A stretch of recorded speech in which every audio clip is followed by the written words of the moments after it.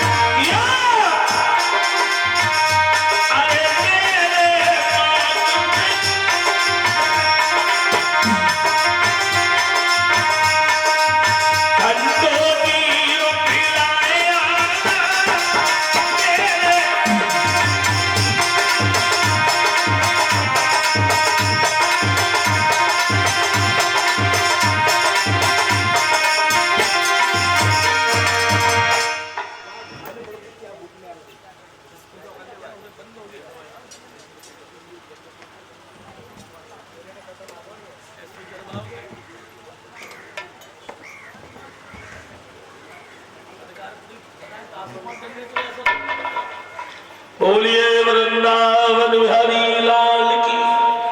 कहने का मतलब है श्रवण कुमार ने कहा मां जाकर हमारे माता पिता को जल पिलाया, और एक बात का ध्यान रखना, जब तक पानी ना पी ले तब तक उन्हें भेद मत बताना। इधर श्रवण कुमार नदिया की गोदी में पड़ा हुआ है और इधर भक्तों दशरथ जल लेकर के गए। उद्धालक मुनि चंद्रकला दोनों इंतजार में हैं, और जब दोनों इंतजार में दशरथ के आने की आवाज उद्धालक मुनि के कानों में पड़ी। कहने लगे चंद्रकला से लो, अब हमारा बेटा आ गया। और जब ये कहा कि हमारा बेटा आ गया, अपने बहन बहनोई को जब अंधे रूप में देखा महाराज दशरथ की हिलकी नहीं रुकी और महाराज दशरथ रो करके बोले, बहन पानी पी ले।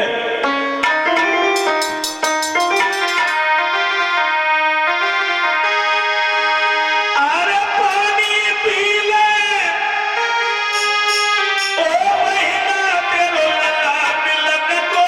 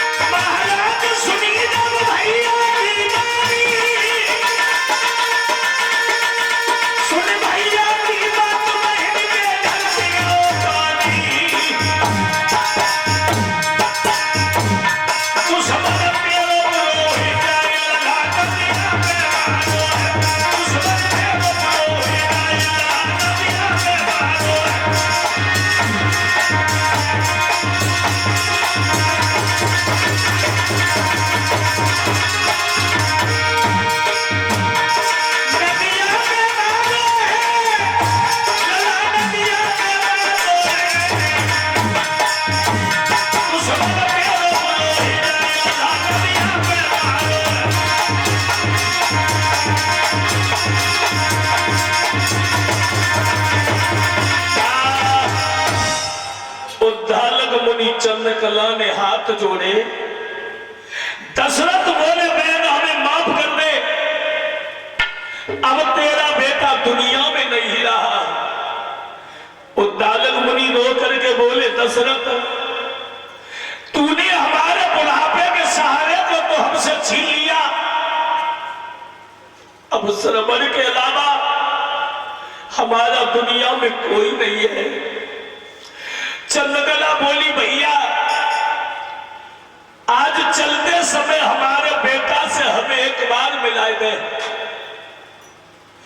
दोनों की अंगुली पकड़ के महाराज दशरथ और जब सरयू नदी के किनारे पहुंचे,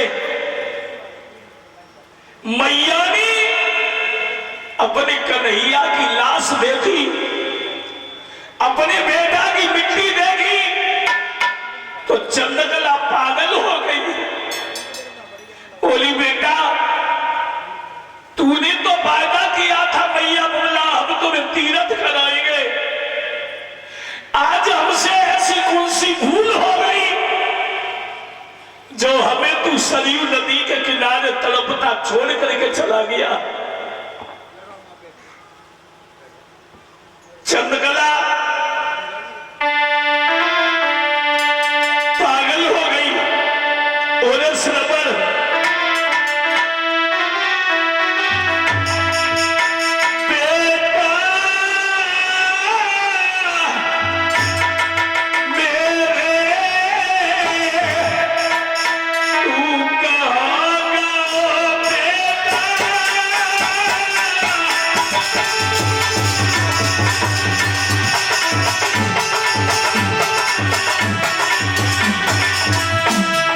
लाला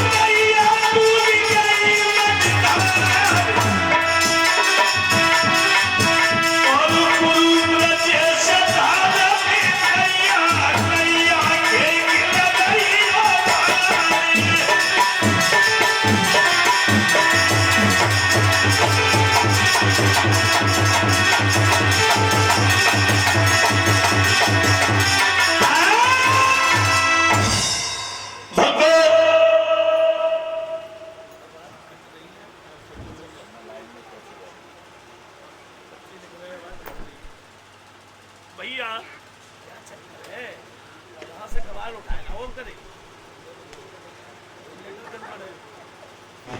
भैया।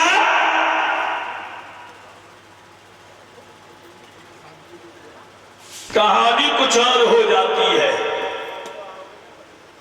कहानी यह हो गई, जब दोनों रोए, उद्धालक मुनि ने दशरथ से निवेदन किया है, दशरथ तूने हमारा बेटा तो हमसे छिना लिया, अब एक काम करो, अब हमारा बेटा दुनिया में नहीं रहा, एक चिता बना दो। जब सरयू नदी के किनारे चिता बनाई, भगो, उसके बाद में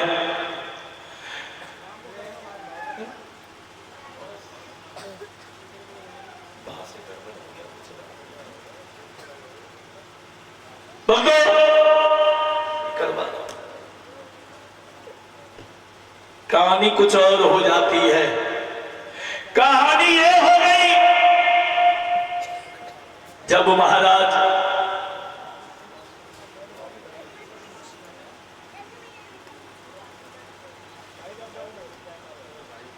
भैया, कहानी कुछ और हो गई। उद्धालक मुनि ने कहा है काम करो, अब हमारा बेटा मीरा एक चिता बना दो। और जब सरयू नदी के किनारे चिता बनाई, चिता बनाने के बाद उद्धालक मुनि ने कहा दशरथ तू बच्चे का वियोग नहीं जान पाएगा, अगर माता पिता के सामने जवान बच्चे की मिट्टी रखी हो ना तो माता पिता के ऊपर बुढ़ापा आ जाता है। जिस पिता की चिता में एक बेटा को अग्नि लगानी चाहिए, वो पिता भागा होता है जो बेटा की चिता में आग लगाए। आज जैसे ही बेटा की चिता में आग लगाने के लिए 10 उद्धालक मुनि बड़े चंद्रकला से बोले, चंद्रकला जब बेटा ही न रहो दुनिया में तो हम तुम्हारा रह करके क्या होगा दुनिया में। दोनों जैसे ही आगे बढ़े, मगर दशरथ के लिए एक श्राप दे गई। दशरथ, जिस तरीका से हम अपने बच्चे के वियोग में प्राण दे रहे हैं, एक दिन वो होगा कि तू भी अपने बच्चे के वियोग में तड़प तड़प के मरेगा। दशरथ बंदो लल्लास के वोल्टेज देख ले, अब कोई हम नए लड़का तो है ना, बुढ़ापा है, 50 साल की एज हो गई, जल्दी मर तो नहीं बोल भेजोगे हमें। घट बढ़ना, इनको देखो बैठ रहा साउंड कम करो, उसको बढ़ाओ। कभी जनरेटर भाग रहा है, कभी जनरेटर भाग रहा है।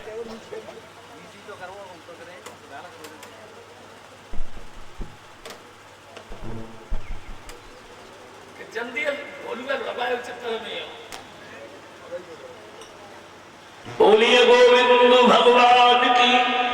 चलिए छोटा सा भगवान का कीर्तन बोले ताली बजा करके।